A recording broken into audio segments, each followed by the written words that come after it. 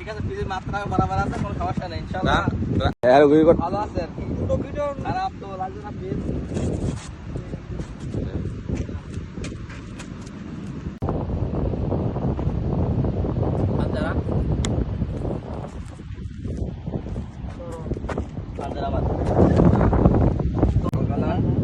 ভালো টসও জিতেছি। আমার অনুভূতি হচ্ছে আমি জেতার আপ্রাণ চেষ্টা করবো। তবে এখন ব্যাটিং পিচ বলিং পিচ হবে বলা যাচ্ছে না, কারণ ওয়েদার বহুত নরম, পিচ আর কি গরম নাই, তার কারণে একটু মনে একটু ইয়ে লাগছে। তাও চেষ্টা করছি।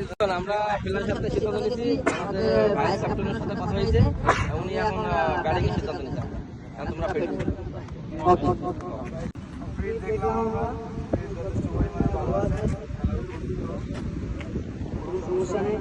আমাদের দলের প্লেয়ার তারপরে আমরা ইনশাল্লাহ চেষ্টা করবো ভালো খেলার জন্য, জিতার জন্য।